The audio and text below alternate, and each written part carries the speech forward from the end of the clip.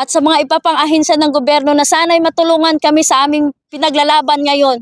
Gusto lang namin magkaroon ng hustisya. Gusto lang namin magkaroon ng karapatan sa aming mga pinaglalaban, pero ang nangyayari po ay ganito po. Ngayon hinuli po ang mga kamag-anak ko. Ang daming kamag-anak ko ngayon nakakulong.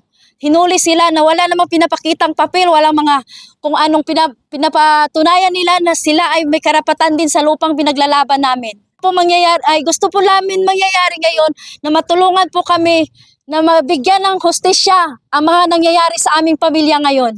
Nahuli po sila ng 11:30 or pababa 11:30 pataas po sila ganyan. Past 11:30 po sila nahuli.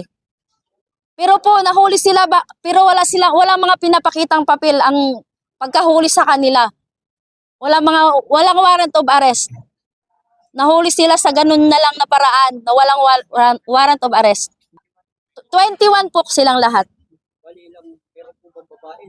Tatlong babae, ang the rest ay lalaki na lahat. Hanggang ngayon po, hindi pa rin po kami makadaan sa lugar na yon. Nakabarikada pa rin po. Alin po yung nakabarikada? Sa papuntang Kasili po, yung pinangyarihan hanggang ngayon nakabarikada. At yung mga, sa lalabas na main road, at yung mga sasakyan doon, lahat ng mga motor, pinagbubutas nila. Ang gulong. Mga gwardya. Sila po lahat ang nag-ano doon. Masabi kong ilang gwardya, kasi napakadami po nila eh. Ang dami po nila. Ilang autos nila? 100 mahigit yata sila. Hindi po mga pulis ang umaristo. Ang umaristo po ay ang mga gwardya ng Emirates. Yun po ang umaristo. Meron po. Sobrang dami pong putukan. Sinunog din yung kubol, sinunog din ang area. Pero kahit isa sa mga kamag-anak namin walang lumaban. Marami pong gamit na nasira. Po ay humihingi po ng tulong sa aming ahensya na matulungan, sa ating ahensya na matulungan kung paano mailabas tong aming mga kamag-anak. Kami po ay walang kakayanan, kami po ay mahirap lamang nakikipaglaban sa lupa para po magkaroon kami ng mga sariling lupa na bilang isang magsasaka. Sana po ay matulungan nyo kami. Masakit na masakit po. Ilan po yung kamag-anak ko na nandyan? Ilan po ang mga kamag-anak ko na nandyan na walang kalaban-laban? Yung isang pamangkin ko lang doon, pumunta lang doon, kumain lang, pero kinulong pa din, wala namang ginawa. Kaya po sana po mga nasa ahensya ngayon, Mayor, Ma'am Sol Aragones at mahal na Pangulo, sana po bigyan nyo kami tulong, bigyan nyo kami ng pansin na matulungan nyo kami sa sitwasyon namin ngayon. Sana naman maging makatao kayo, sana naman ilagay natin sa tamang batas, sa batas. Dapat hindi yung dahaanin nyo sa dahas. Kasi wala kaming kakayanan na lumaban. Wala po kaming kakayanan na lumaban. Pag idaan nyo sa dahas, talo kami. Pero sana naman matulungan kami ng ating ahensya. Sa ating Pangulong Marcos, sana po matulungan nyo kami sa aming mga pinaglalaban ngayon. Sana po mabigyan nyo ng pansin ang karapatan ng mga magsasaka.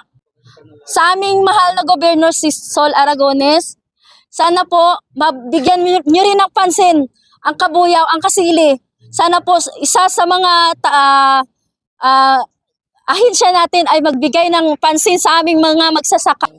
Magandang umaga po. Ako po si Aubrey Maharaeg mula sa Karapatan, Laguna.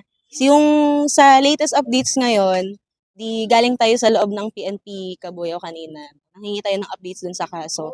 Ang binabanggit kanina ay itong kaso nila hindi pa nai-inquest.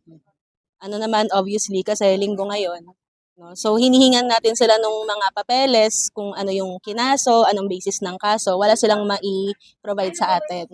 Tapos hinihingi rin natin, ayun nga, yung basis ng kaso, ang sinasabi lang ay dahil may titulo yung mga may-ari daw ng lupa. Tapos itong mga mag-asaka daw ay hindi naman taga-Kasili, kaya hinuli. Tapos, kino-confirm din natin kasi base sa mga ulat ng mga mag-asaka, yung humuli ay hindi yung PNP Kabuyaw. Kinonfirm siya ng PNP Kabuyaw kanina. Tapos, nagtanong tayo sino yung humuli sa mga mag-asaka. Ang binabanggit ay mga private goods ng mga may-ari ng lupa. Ngayon, base dun sa kaso na binabanggit nila na may kaso daw sila na isinampa o isasampa bukas, yung kaso daw ay trespassing. Bale, yung trespassing kasi,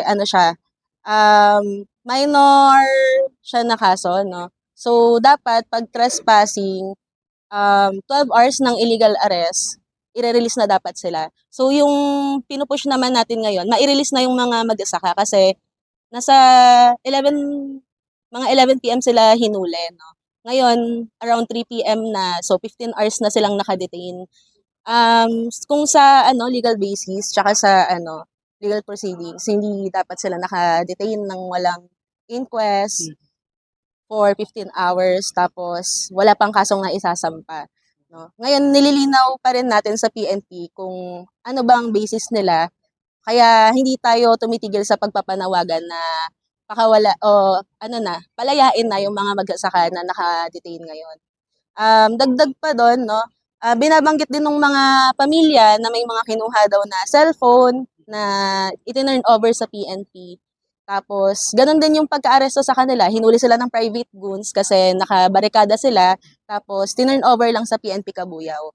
Ayun, yun yung kinonfirm mismo ng PNP Kabuyao sa atin. Tapos, dagdag pa doon, merong mga... Ang banggit po ng mga magsasaka ay armado, no, base sa mga witness. Tapos, more than 100 yung bilang ng mga goods na nag-arrest. Wala ring present na PNP nung time na inaresto sila. So, talagang dito na nagkaroon ng presence ng PNP. Tayo naman, tuloy-tuloy naman yung coordination natin, no? Kasi, ang goal naman natin ngayon, o yung gusto nating mangyari, kagaya nga ng panawagan ni Gigi kanina, makalaya na yung mga magsasaka. Kasi, kaya lang naman sila nagbabarikada doon dahil yung lupa na inalagaan nila ay patuloy na kinakamkam at hindi natin alam kung bakit o kung bakit yun ginagawa. No, walang malinaw na dahilan. Ngayon, mula 2023 pa lang kasi nakakaranas na sila ng ganyan. Sa parte po ng karapatan, nandito tayo para protektahan yung kanilang karapatang pantao. No? Ngayon, dahil nakakita tayo ng mga human rights violation, hindi tayo tumitigil para matulungan sila na ipaglaban yung karapatan nila. At kung ano man yung mga kailangan pa nilang assistance mula sa atin, ipinoprovide naman.